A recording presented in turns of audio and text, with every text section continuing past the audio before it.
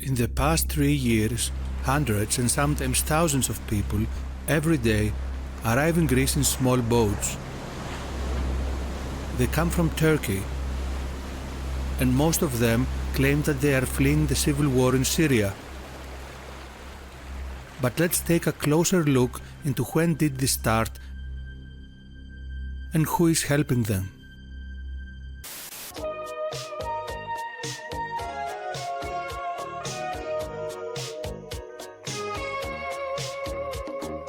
The civil war in Syria started in 2011. Millions fled the country and sought asylum in neighboring countries, mainly in Lebanon, in Jordan and Turkey. Some tried to leave Turkey and get to Greece with small boats. The right-wing government of Greece had given unofficial orders to the Coast Guard to push back the boats coming from Turkey, and sometimes migrants were treated badly. As a result, most of the millions of Syrians that were in Turkey did not try to cross over to Greece. Because the journey was expensive and dangerous, but mainly because they already had found asylum in a peaceful country with the same culture, same climate, and same religion. Until 2015, less than 100,000 people every year tried to reach Europe for asylum. Most of them were African Muslims, and they came into Europe through Spain or Italy. Back in 2013, 3,300 Jews left France and moved to Israel. Another 7,000 left in 2014, that's twice as many, and in 2015 Israel hoped the number to double again and reach 15,000. French Jews were leaving France because they were afraid, due to the rise of terrorist attacks and anti-Semitism, which mainly originates from French Muslims. The tipping point for Europe was on January 2015, when a new government was elected in Greece, a radical left socialist government that included many communists, Antifa sympathizers, and social justice warriors that support open borders. The next day, the Greek Coast Guard received new orders, and I know that from first hand. The orders were to help the incoming boats to reach the Greek islands, and the Coast Guard had to obey to these orders. As soon as the cold winter was over, which prevented the trip for small boats, and the first boats for 2015 arrived, a surprise was waiting for them. The men of the Coast Guard were friendly now, and on the coast, members of NGOs were waiting for the migrants, providing them dry clothes, food, maps, and instructions on how to reach the rich European countries like Germany, France, the United Kingdom, and Sweden. The news traveled quickly to Turkey, and every day more boats arrived. Meanwhile, according to Bloomberg, Israel has a demographic problem, and European Jews could help address Israel's demographic challenges if they move to Israel. In September 2015, an Israeli NGO arrives in Lesbos Island in Greece. Their name is IsraAid. Until then, I always thought that Jews and Muslims were enemies, and suddenly I see Israelis arriving in Greece in order to help Muslims come into Europe. This looked really strange, so I looked up into who funds this NGO. In this screenshot from September 2015, we see IsraAid had 44 donors. The vast majority of the donors are Jewish organizations, but one caught my eye. The State of Israel, Ministry of Foreign Affairs. Let's go briefly back to 2013, where we read that asylum problems make for an unwelcome new home, and the smugglers charged 2,000 per head.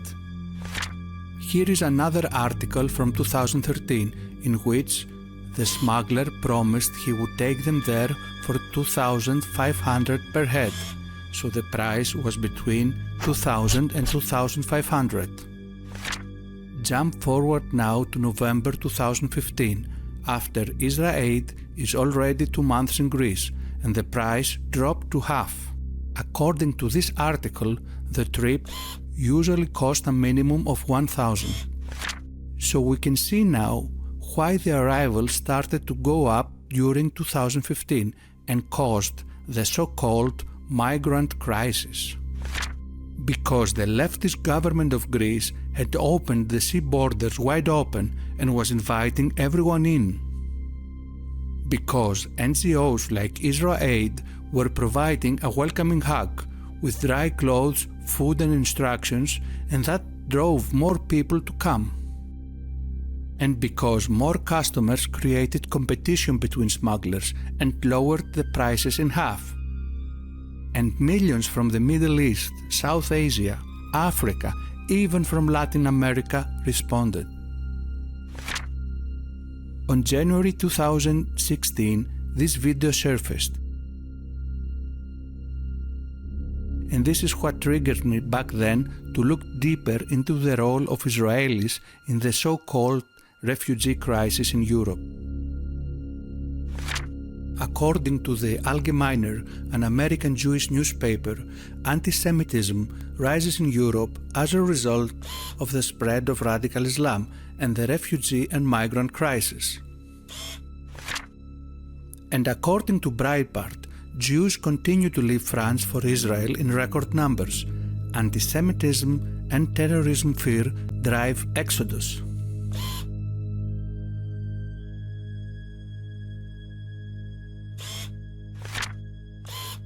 Vox reports that 95% of these attacks are carried out by youths of African and specifically North African origin. In the world today, there are 4.6 million Syrian refugees, along with millions of others fleeing their homes in the war-torn Middle East. Meanwhile, Israel continues to operate on Lesbos, helping thousands of Muslims to enter Europe every day. They are so proud of this project that they presented it at the AIPAC conference on March 2016. We protect them, feed them, clothe them, and comfort them.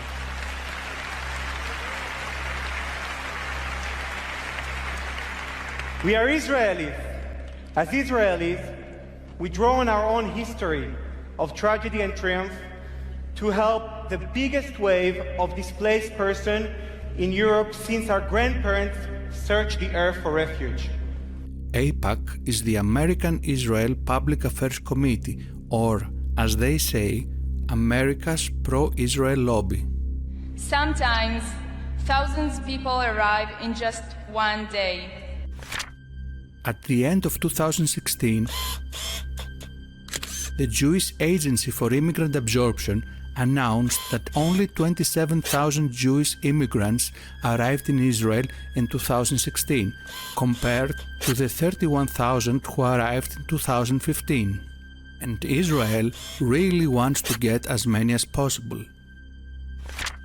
Do you remember the Bloomberg article about Israel's demographic problem?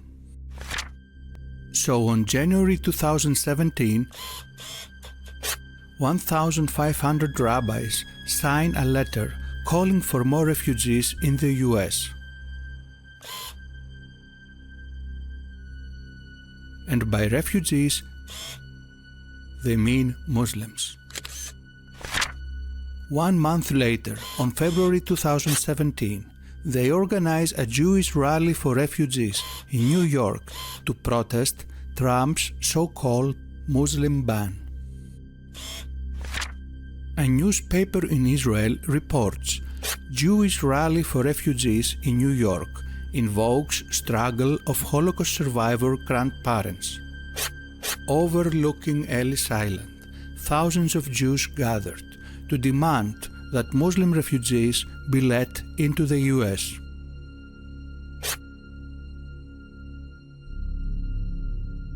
Those same people who sent Jews back to the Third Reich never left, said Representative Keith Ellison. Isn't that the same Keith Ellison that is the deputy chair of the Democratic National Committee? who happens to be a Muslim and an Antifa supporter? He recently tweeted to Donald Trump a selfie of him holding the Antifa handbook. Let's go quickly back to Israel. Why the world needs open borders more than ever, and why Israelis especially should be fighting for them. If there is a simple practical lesson to be learned from the Holocaust, it's the need for open borders. Large swaths of the world are going to become uninhabitable in the decades ahead.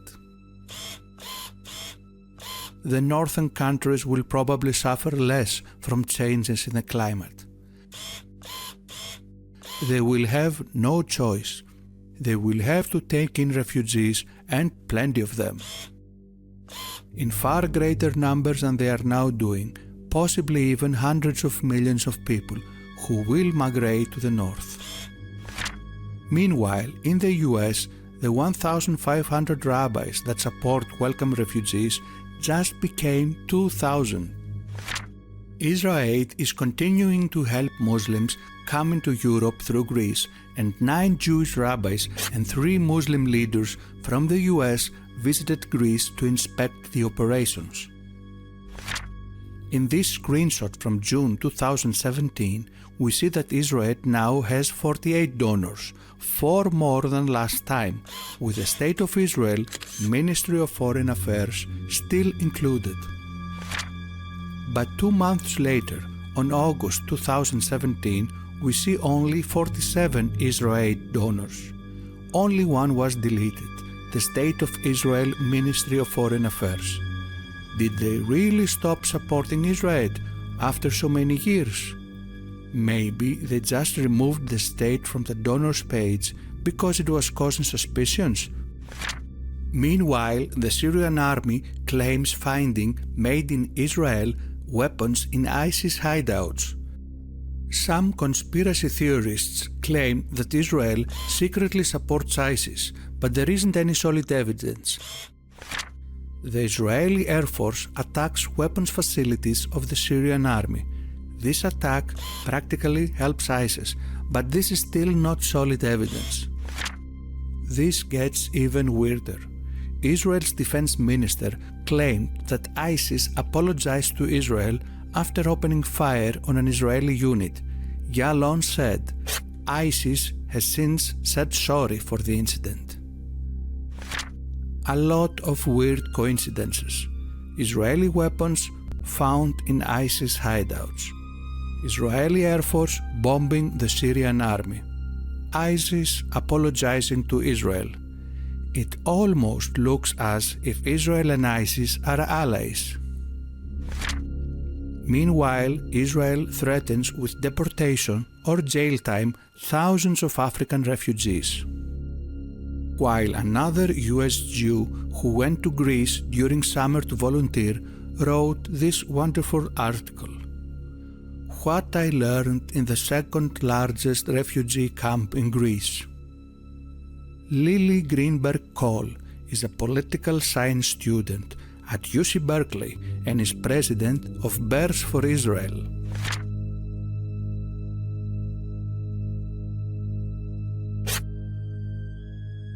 In 2015, almost 8,000 Jews left France. In 2016, another 5,000 fled. And over the last decade, more than 40,000 have packed their bags. That's almost 10% of the Jewish population in France. Russia Today reports that the Jewish community in France says it's facing increased levels of violence. French Jews are fleeing the Paris suburbs to escape a rise in anti-Semitism. Many families have decided to quit France altogether.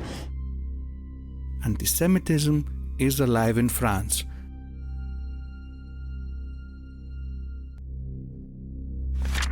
And we finish this report with this news from Israel. Israel will pay $9,000 to any civilian willing to help deport asylum seekers by force. So what did we learn today?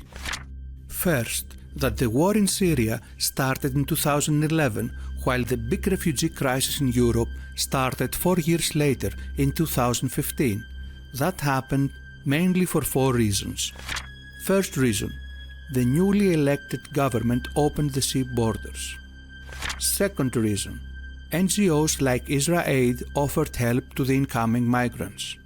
Third reason, when the word got out that in Greece there was a welcoming environment by the government and the NGOs, more migrants decided it was worth to make the trip. And the fourth reason is that more customers created competition between smugglers that lowered the prices and made it easier for even more migrants to come to Europe. We also learned that the State of Israel and Jews from the US helped IsraAid in Greece. That 2,000 rabbis in the US lobbied for the US to accept more Muslims. That Israel has a demographic problem and needs Jews from Western countries to solve it. That as the number of Muslims in Europe rises, anti-Semitism also rises and pressures European Jews to move to Israel, and this helps to solve the Israeli demographic problem. And while Israel helps Muslims reach Europe, and while rabbis lobby for bringing more Muslims in the US, African refugees are deported from Israel. It is obvious that the Israeli government and plenty of rabbis and Jewish organizations share part of the responsibility for the recent wave of Islamization of Western countries, and Jews in the West are victims of these actions too.